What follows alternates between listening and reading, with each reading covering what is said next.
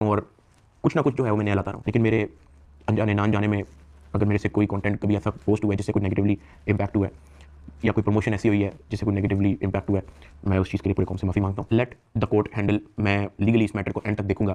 मैं कोर्ट्स के साथ पूरी तरह कॉपरेट करने को रेडी हूँ और कर रहा हूँ। मैं इदारे के साथ पूरी तरह कॉपरेट करूँगा और जो भी जज साहब मेरे केस का फैसला लेंगे मैं वो कबूल करूँगा। मैं मेरा और मेरी फैमिली का जो 3.5 माह का एक्सपीरियंस है सिर्फ वो बताने आया हूँ। 16 अगस्त 2025 को जब मैं सो के उठता हूँ मैं बड़ा एक्साइटेड होता हूँ क्योंकि हमने अपने दोस्त वगैरह मेहमान बुलाए होते हैं, हमने अपने घर में दावत रखी होती है, मेरे सब दोस्त आते हैं, बड़ा एंजॉय करते हैं, हम खाना शाना खाते हैं, गपशप लगाते हैं, मेहमान चले जाते हैं। उसके बाद मैं और रूब पैकिंग में लग जाते हैं क्योंकि हमें मलेशियन गवर्नमेंट का एक इवेंट है, उधर से इनवाइट आया होता है कि डकी भाई आप आए हमारे लिए कुछ वीडियोस वगैरह बनाए। पूरे पाकिस्तान से उन्होंने एक मेल और एक फीमेल को चुना, जिसके अंदर मेल में उन्होंने मुझे चुना, बाकी कंट्रीज से भी उन्होंने एक मेल एक फीमेल इनवाइट किए हुए थे और मैं बड़ा एक्साइटेड था कि पूरे पाकिस्तान के अंदर से उन्होंने एक बंदा चूज करना हो, उन्होंने मुझे चुना, मैं बड़ा ऑनर फील कर रहा। हमने बड़ी जल्दबाजी में पैकिंग की क्योंकि मेहमान आए होते हैं, हमें टाइम नहीं मिलता और मुझे नहीं पता था कि जब हम पैकिंग करके अपने घर से निकलेंगे तो मेरी जिंदगी का सबसे मुश्किल वक्त शुरू हो जाएगा। मेरे वहमो गुमान में भी नहीं था कि मेरे साथ क्या होने जा रहा है। हम जब पैकिंग करके सामान गाड़ी में रखते हैं, गाड़ी हमारी एयरपोर्ट की तरफ चल पड़ती है, एयरपोर्ट पहुंचते हैं, हम सामान अपना अनलोड करते हैं, रात के 9 बजे के करीब हमारी फ्लाइट होती है, हम काउंटर पे जाते हैं और हमें अपना बोर्डिंग पास मिल जाता है। उसके बाद जहाँ पे इमिग्रेशन होनी होती है, जहाँ पे आपके पासपोर्ट का स्टैंप लगती है, हम जब वहाँ पे पहुंचते हैं तो वो मेरे से पूछते हैं कि आप पे कोई FIR तो नहीं है।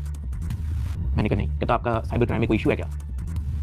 मैंने कहा नहीं। कहते आप हमारे साथ आ जाए। मैं और रूब एक दूसरे की तरफ देखते हैं कि ये क्या हो गया। हम किसी को ऑन टाइम ज़्यादा इन्फॉर्म ही नहीं कर पाते हैं। मैंने ज़िया को सिर्फ मैसेज कर दिया कि इस तरह से इशू हो गया तो शायद हम फ्लाई ना कर पाएं, तो आप प्लीज़ गाड़ी जो है वो एयरपोर्ट ले आओ और हमें यहाँ से पिक कर लो। हमें लगा कि शायद हमें बस सिर्फ फ्लाई नहीं करने देंगे और हम घर जा सकेंगे। 5-10 मिनट के बाद इमिग्रेशन वाले हमसे हमारे मोबाइल ले लेते हैं, कहते हैं कि इसको एयरप्लेन मोड पे लगा दे और रूब की तरफ वो इशारा करते हैं कि अगर आप जाना चाह रही हैं मलेशिया तो आप जा सकते हैं। रूब ने कहा नहीं, अगर साथ मेरे साथ जा रहा है तो मैं चले जाती हूँ, वरना मैं इधर ही ठीक हूँ। शायद ये मेरी गलती थी, मुझे उसको जाने देना चाहिए था क्योंकि उसके बाद जिस चीज़ से मेरी फैमिली ने गो थ्रू किया है मैंने यही रिग्रेट किया कि मुझे रूब को मलेशिया भेज देना चाहिए था। इमिग्रेशन वाले हमें एक रूम में बैठाए थे, मैं और रूब बस आपस में गपशप लगा रहे होते हैं कि कोई नहीं कल चले जाएंगे, कोई नहीं दोबारा टिकट करा के परसों चले जाएंगे, इवेंट भी 2 दिन के बाद है, कल चले जाएंगे। हम आपस में ये डिस्कस कर रहे थे। बिल्कुल मेरे अंदर इतना सा भी वहम गुमान नहीं था कि असल में इशू क्या। 1 घंटे के बाद इमिग्रेशन वाले आते हैं, वो कहते हैं कि आ जाए हमारे साथ। एयरपोर्ट के बाहर NCCI की टीम आई होती है, मुझे वो हथकड़ी लगाते हैं, मेरी गाड़ी में बैठाते हैं। रूब कहती है कि मैंने भी साथ आना। मैंने उसको कहा नहीं तुम घर चली जाओ, मुझे नहीं पता क्या सीन है, मैं हैंडल कर लूँ। वो गाड़ी भी चल पड़ी थी, गाड़ी सीधा चलेगी NCCI ऑफिस गुलबर्ग। इस वक्त यूट्यूबर डकी भाई की गिरफ्तारी का हर तरफ चर्चा है। डकी भाई को लाहौर एयरपोर्ट पर उस वक्त गिरफ्तार किया गया जब बिरूने मुल्क जा रहा था। NCCI लाहौर ने मारूफ यूट्यूबर सादुर रहमान उर्फ डकी भाई के खिलाफ मुख्तलिफ इल्जामात के तहत मुकदमा दर्ज कर लिया। साइबर क्राइम एजेंसी ने यूट्यूबर साद उर्फ डकी भाई के खिलाफ मुकदमा दर्ज कर लिया है। मशहूर यूट्यूबर डकी भाई कल रात से गिरफ्तार है। पाकिस्तान के सबसे मशहूर यूट्यूबर डकी भाई एक बार फिर बड़ी मुश्किल में फंस गए हैं। मुल्जिम को गुज़श्ता रात लाहौर एयरपोर्ट से गिरफ्तार किया गया था। यूट्यूबर डकी भाई बड़ी मुश्किल में, हुक्म जारी, मदाहों के लिए बुरी खबर। डकी भाई